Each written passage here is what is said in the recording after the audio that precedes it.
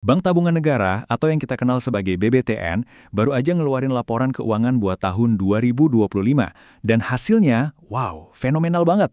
Yuk, kita langsung bedah aja angka-angkanya buat ngerti apa sih yang bikin mereka sesukses ini. Kita mulai dari angka yang paling gede dulu ya, 3,5 triliun rupiah. Itu dia, laba bersih yang sukses diraih BBTN sepanjang tahun 2025. Angka ini bukan cuma gede loh, tapi ini beneran mecahin rekor buat mereka. Dan yang bikin lebih gila lagi, pencapaian ini tuh bukan sekedar memenuhi ekspektasi. Hasilnya jauh melampaui apa yang diperkirakan para analis keuangan. Kita ngomongin melampaui perkiraan konsensus sampai 9 hingga 13%.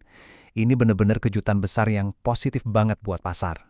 Performa keuangan yang sekuat ini, ya jelas, langsung kelihatan di pasar saham. Walaupun kalau kita lihat grafiknya, tahun ini kelihatan cukup naik turun ya, tapi kita bisa lihat ada penguatan yang solid banget di akhir tahun. Ini nunjukin kepercayaan investor mulai balik lagi setelah lihat hasil yang cemerlang ini. Oke, jadi ini dia yang bakal kita kulik lebih dalam, mulai dari kuartal yang pecah rekor, terus kita intip mesin labanya, bahas pertumbuhan dan kualitasnya, lihat apa kata analis, dan terakhir kita simpulkan semuanya. Oke, bagian pertama, kuartal pemecah rekor. Di sini kita lihat angka-angka utamanya yang benar-benar di luar dugaan. Detailnya seru banget nih. Laba bersih setahun penuh yang 3,5 triliun itu artinya naik 16% dibanding tahun lalu. Tapi, coba lihat kuartal keempatnya. Labanya tembus 1,2 triliun rupiah. Naik 2 kali lipat cuma dalam satu kuartal. Ini nunjukin ada momentum yang luar biasa banget di penghujung tahun. Nah, pertanyaan besarnya kan, gimana caranya mereka bisa begitu? Ternyata, ada dua pendorong utama di balik lonjakan keuntungan yang dahsyat ini. Pendorong yang pertama itu namanya Net Interest Margin, atau biasa disingkat NIM. Gampangnya gini deh, ini tuh margin keuntungan inti dari sebuah bank. Makin tinggi NIM-nya, ya makin banyak cuan yang didapat bank dari setiap rupiah yang mereka pinjamkan. Nah, ini dia kuncinya. NIM-nya BBTN itu melonjak drastis sebesar 130 basis poin, sampai nembus angka 4%. Di dunia perbankan, kenaikan segede ini dalam setahun itu pencapaian yang gede banget, dan ini yang jadi mesin utama pendorong laba mereka. Pendorong kedua itu kebalikannya, namanya cost of funds atau biaya dana. Ini adalah ongkos yang harus dikeluarin bank buat ngumpulin dana dari para nasabah. Ya jelas, makin rendah biayanya, makin bagus buat keuntungan bank. Di sini nih pintarnya BPTN. Mereka berhasil neken biaya dana mereka, terutama dengan cara ngurangin porsi simpanan yang bunganya mahal. Jadi mereka bisa dapetin bahan baku mereka, yaitu uang, dengan harga yang lebih murah. Jadi, poin utamanya bisa kita rangkum dalam rumus simpel ini.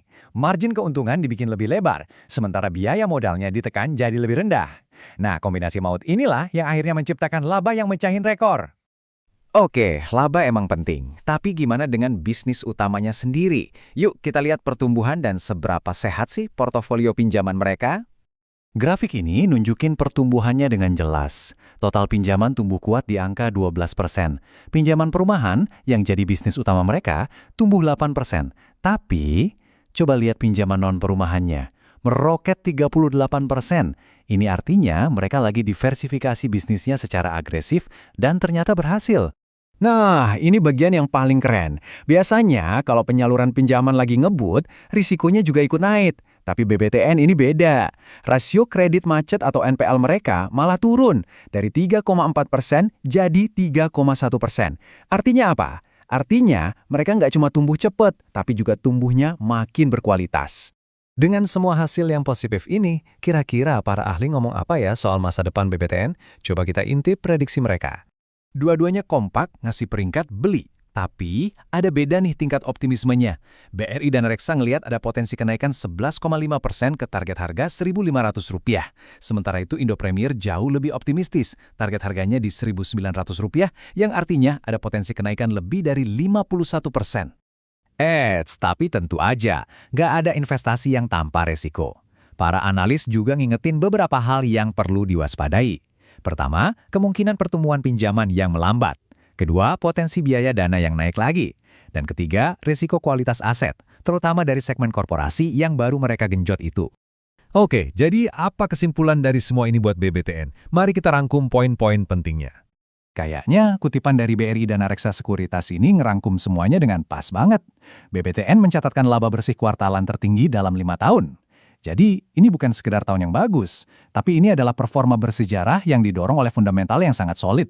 Pada akhirnya, semua ini menyisakan satu pertanyaan penting buat kita. Strategi efisiensi dan pertumbuhan BBTN itu jelas berhasil banget di tahun 2025. Tapi, dengan proyeksi pertumbuhan ekonomi yang mungkin lebih normal ke depannya, tantangan sesungguhnya adalah, apakah mereka bisa terus menjaga momentum yang luar biasa ini? Nah, itu dia pertanyaannya.